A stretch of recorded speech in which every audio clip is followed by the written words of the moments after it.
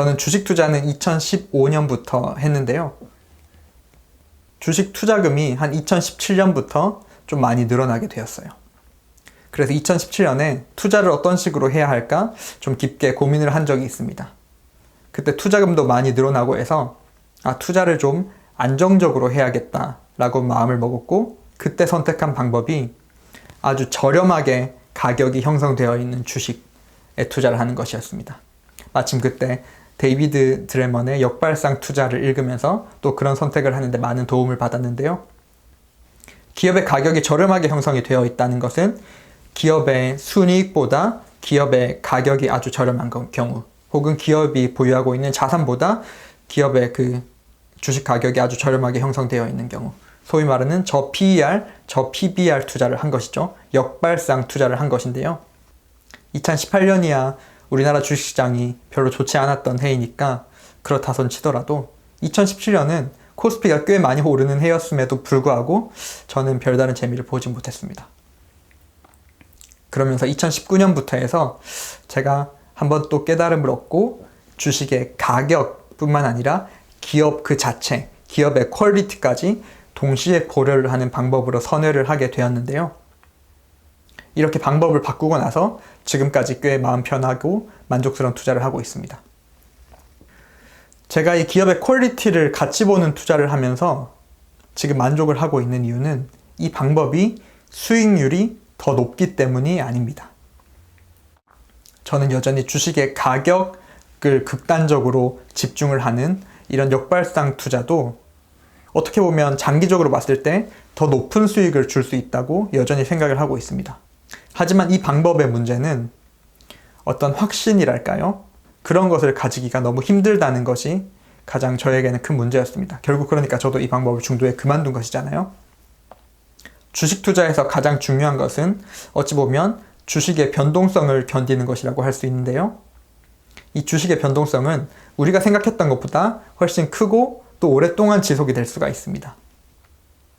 제가 이전 영상들에서 대한민국의 미래에 대해서 좀 심하리만큼 낙관론을 말씀을 드렸는데, 이것도 어찌 보면 변동성을 견디기 위해서는 좀 필요한 부분이기 때문에 그런 말씀을 드린 것도 있습니다.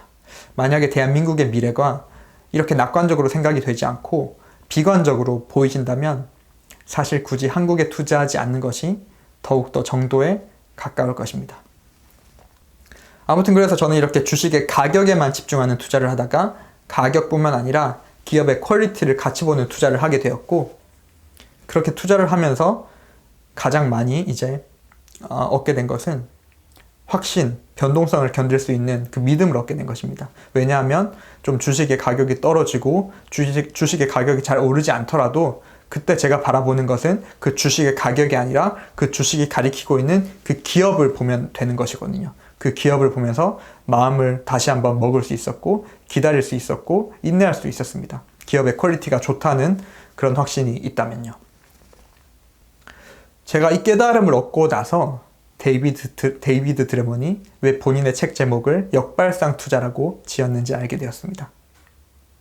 데이비드 드레먼이 생각하는 투자의 정도, 투자 그 자체는 이제 그러니까 기업의 가격뿐만 아니라 기업의 퀄리티를 같이 보는 것, 이것이 바로 투자의 정도라는 것이고요. 본인이 책에서 소개했듯 기업의 가격에만 극단적으로 집중을 하는 그런 투자 방법은 이 투자의 정도가 아니라 정말 소수만이 행할 수 있는, 정말 소수의 컨트라리언만 행할 수 있는 그런 역발상 투자라는 것이죠. 이 역발상 투자를 만약에 장기간 고수할 수 있다면 꽤 큰 수익을 거둘 수가 있을 것입니다. 재미있는 사실이 하나 있는데요. 제가 만약에 2017년부터 이어왔던 그 역발상 투자를 지금까지 계속 고수하고 있었다면 어떤 일이 벌어졌을까요? 역발상 투자를 하게 되면 당시에 이제 철강주라든지 금융주 이런 것들을 많이 투자를 하게 되었어요. 그리고 모두 아시다시피 철강주, 금융주 이런 것들이 작년부터 해서 지금까지 꽤 많이 오르고 있죠.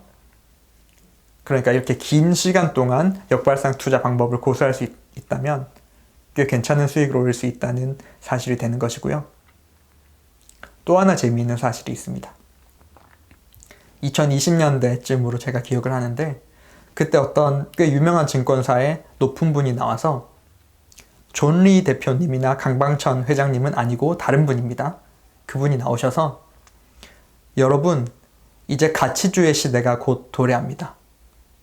그런데 가치주의 시대가 도래한다고 해서 절대로 철강주에는 투자하면 안 됩니다.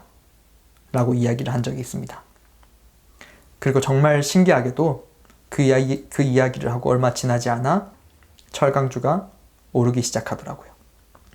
그 증권사 유명한 분과 저에게 공통적으로 해당되는 이야기가 있죠. 이것을 데이비드 드래먼이 아주 멋지게 표현을 했는데요. 투자자들은 단지 어떤 전략이 최근에 잘 작동하지 않았다는 이유만으로 그 좋은 전략의 배에서 뛰어내리곤 한다. 그리고 거의 틀림없이 그 순간이 가장 정확하게 틀린 순간이다. 구독과 좋아요를 눌러주시는 여러분들의 손길에 파이낸셜 인디펜던스의 행운이 깃들기를 바라겠습니다. 감사합니다.